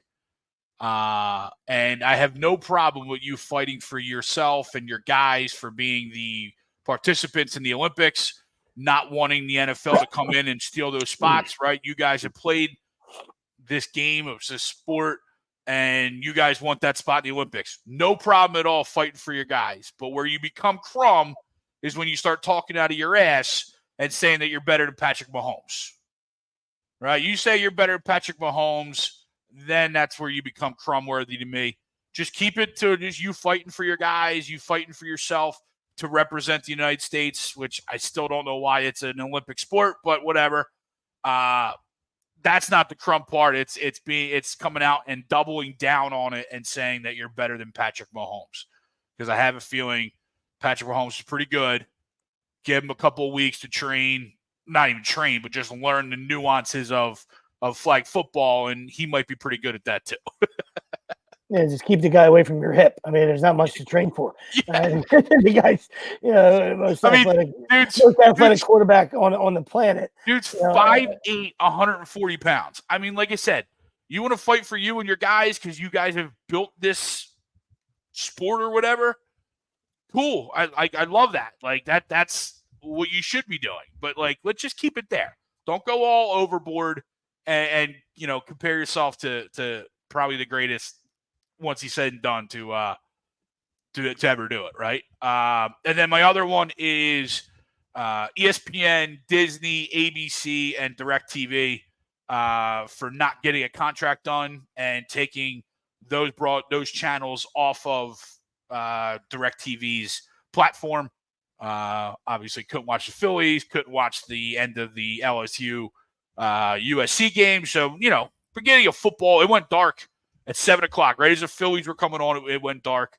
Thankfully, I was using another login on my Xbox, but when I transferred to another TV, I lost it all. So I'm sure these corporate greed and corporate juggernauts really care about their customers to just completely just lose, not really big channels or anything, just ESPN, ABC, no big deal. Yeah, no big. No big deal at all. Yeah, and mine's pretty easy for this week. It's obviously Sean Higgins. Yeah. Yeah. Because not only does he ruin somebody else's family in a big, big way, ruins his own. Yeah. So, and just was reading, he has 2 daughters, right? And he was a decorated, you read more and more, he was a decorated, Army guy too. And the crazy thing is he's working at a, one of the biggest, substance abuse places around. And what's he doing? He's having 5 or 6 beers. And, now given where that area is and everything about that area, like, could that same thing happen without the alcohol? Absolutely. Right. Guys in a hurry. Right. It's not a bright area down there. Right. So if you're trying to pass people on the right, like, which isn't allowed anyway, there's a reason you're not allowed to pass on the right. So either way, you're doing stuff that's not allowed, no matter what. no matter what. And it just all starts with, if you're drinking and driving, you just think you're above the law anyway. And that's how I always look at that. You just think you're above the law. And, people have done it, and there's people in the chat that have. And listen, we've all done dumb shit at times, right? But, you can see what dumb shit causes, man. That's what dumb shit causes. And yeah, Didn't have to happen. Didn't have to happen. Too many ways. Too many ways. Uber, Lyft, friends, whatever. There's just, like I said, it's just too many options. Too many options. Yeah, exactly. Or just stay in the lane, right? You're already. Well, that's just the other don't be in a hurry, right? Just don't be a dick. If you're gonna drink 5 or 6 beers and you want to drive under those situations, okay, do you, right? Like, I ain't here to stand on a pedestal. What I'm here to tell you is just drive normal. Yeah. Don't drive like an asshole, because all reports early were he was in a big rush, right? And you ain't rushing around now in that cell, are you? So no, shows you how much that rush matters. You see it all the time driving. You got all the time see in the world now. And I'm a heavy footer too, right? Not a heavy footer like that. I'm saying like heavy footer, like I like to get after it on the turnpike on 295. Yeah. Like I'll hit it the 80s. I'll get in the 80s, but I'm not in and out of traffic. Like you'll see guys that want to go in the 80s, but they want to be assholes. Like, okay, dude, like you're like this close to taking somebody out, or I'll be going like 83, and a guy will like ride me up and pass me like that, and he's in that. And you see him all the way up there on the turnpike, and he's in out of 5 other cars, and you're like, dude, what are you like? Why are you driving like an asshole? And that's the biggest thing. Like people drive like assholes. They think it's like nothing's gonna happen to them. Well, something might not happen to you, but something might happen to somebody else, and that's where the world doesn't give a shit about anybody else. So most of the world. But it's sad week, not only here in South Jersey, terrible. But, obviously it hits home in South Jersey a lot, but, all over the National Hockey League as well, and all over all sports, right? So it's just something that should have never happened. And, oh, man. Yeah. Yeah, just a lot. I didn't want to get too deep into that. Just want to, thoughts and prayers to the whole family. Yeah. Through this time. I know some good things happen on social media too. So, GoFundMe in support of, Matthew Gaudreau's wife. Yeah. And she's pregnant. I think that last time I checked, that raised like $475,000. Incredible. So, a lot of generous people out there, even though there is a lot of scumbags. Right, a lot of people who do care, so it's good to see, and I saw there's going to be a lot more too. But that doesn't bring anybody back. No. Yeah. But the more you can give, the more you can try to help out to give those kids the best possible life. But you hear some good things, like obviously the 2 wives are really close, so that they have each other. Just ways to find some people to have your back. Yeah, Johnny's wife put out some good stuff over the last couple of days. Tough to read, but like good stuff. Yeah. Like, you know what I mean? Like, sucks that you even have to talk about it, but like they're gonna get through it, right? You know what I mean? Like that sucks. Never good. Never good to even talk about it. Nope. No, and terrible for the whole for the sport as well. I mean, take out that side of it, obviously, which is the obvious, but and listen, and like you said, you can probably we'll put a bow on this on our way out, but the opposite, since you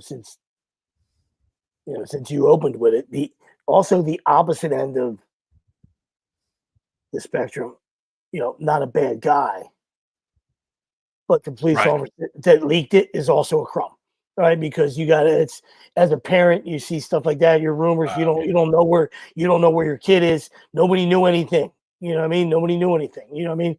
Like I said, if Greg was trying to, be some breaking news guy, you might have had it first. You know what I mean? And we all were like, "Oh shit, dude!" Like, and you said, "Hope this is not true." I just, I saw this. You know what I mean? Somebody sent this to me. You know what I mean? And like, you could have been irresponsible and ran with that. You know what I mean?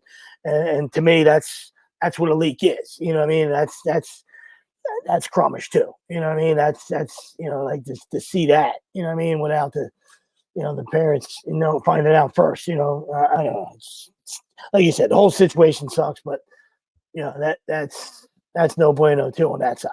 You know what I mean? Well, your job is to make that Yeah. situation as comfortable. Absolutely. And like, listen, it's painful. So there's no like make it as painless as possible. But your job is to be the first ones on the scene to talk to the parents.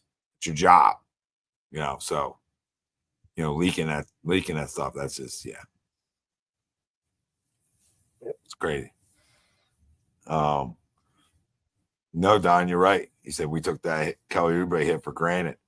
Thank God he's okay. Right? He got swiped. But yeah. But great show. And obviously Eagles football Friday night, baby. So let's go. Giddy up. Let's go. We'll see you guys all next Sunday. Maybe see you live for a post game or Friday night after the game. Give us 2 likes on the way out. Let's go. Come on, pound the like, hit the subscribe. 37 people watching. Give us 2 likes on the way out at minimum. Because I know if 2 of you jump in, and more are you going to jump in. 44-6. Did Noah take over Martian's account? Probably. Or he just rubbed off on him. Jalen Hurts will be okay in my book for a week then. So we'll have a little 44-6. All right, fam. We love you. We appreciate you. Hit the like, subscribe, turn your notifications on. It's been Agree to Disagree HUD Radio. Brought to you by Dr. Paul Vidal, Specialized Physical Therapy, locations in Burlington, Cherry Hill, New Jersey. Go check them out. See you all next week.